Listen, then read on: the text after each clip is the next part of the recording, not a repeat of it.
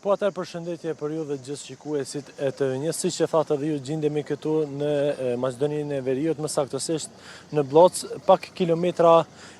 larg nga kufiri që lidh Kosovën me Maqedoninë e Veriut, ku si që thatë edhe ju, pra këtu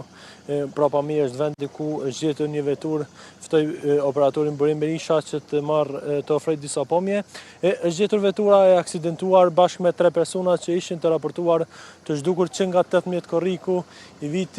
i së shtunës ora 22:15, ku familjarët kanë treguar se ka qenë kontakti i tyre i fundit me ta. Siç kanë treguar familjarët, pra dhe ka qenë edhe publik, pra deklaratat e tyre, kontakti i tyre i fundit ishte me familjarët të cilët kishin shkuar për të marrë një familjarët të tyre në aeroportin e Shkupit. Ndërkaq, siç bëhet të ditur edhe nga policia, dyshohet se pas kthimit nga aeroporti, shoferi dyshohet se ka humbur rrugun, ku edhe shihet pra lart ajo pjesa pas këtyre kodrave. Shihet se ka qenë është autostrada, por që e njëjta nuk është e përfunduar, pra shoferi me sa duket nuk ka qenë në dieni dhe nuk i ka por shenjat e komunikacionit dhe si pasojë pra ka rënë këtu poshtë. Ndërkaq, përpos vendit të ngjarjes, këtu shihen se janë ende njollat e gjakut, pra që dyshohet se janë të personave që ishin gjetur të zhdukur këtu pra në këtë vetur. Ne përgjatë kohës sa qëndruam këtu patëm edhe një banor të zonës këtu i cili tha se e ka por, pra nuk e ka por aksidentin, por ka por veturën, njoftoi se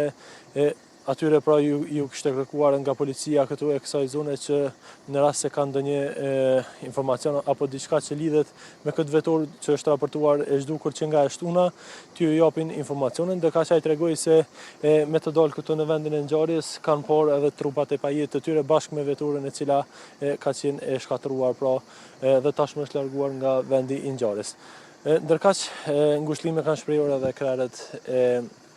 Shtetit të Kosovës, por që një deklarim ka pasur edhe ambasadori i Kosovës në Maqedoninë e Veriut, i cili tha, Florian Çehaja, i cili tha se janë duke i kryer të gjitha procedurat pra që trupat e pajet të tyre të largohen nga shteti i Maqedonisë së Veriut dhe të dërgohen në shtetin e Kosovës për të kryer edhe ceremonitë e tjera. Ne do të vazhdojmë të qëndrojmë gjatë ditës këtu për të marrë ndoshta ndonjë qëndrim edhe nga autoritetet këtu, se cilat janë rrethona që dyshohet se ka ardhur deri tek rasti, dhe një kronik më të zgjeruar me informacione do ta sjellim për shikuesit e TV1 në lajmet qendrore të TV1. Sigurisht, po, Lindrit, të falenderoj shumë për gjitha këto detaje që na dhe nga vendi i ngjarjes, një ngjarje realisht shumë tragjike, shprehim ngushëllime për familjarët, pra nga ajo që u kuptua edhe nga informacionet që na dha gazetari ynë është se personi që po voziste veturën, ndoshta edhe nuk ka pasur sinjalistika të qarta mbi rrugën, por duket se rruga ka qenë e papërfunduar dhe si pasojë vetura pastaj ka rënë në pjesën e poshtme, një rrugë tjetër pastaj që duket se nuk ka qenë shumë e kalueshme, megjithatë qytetarët atje vetëse e pas kanë parë veturën të përmbysur dhe kështu ka njoftuar edhe autoritetet atje. Shpresojmë shumë që në rastet të tilla të mos raportohen më dhe këtu bëjmë thirrje sigurisht për kujdes për gjithë shoferët kudo që janë.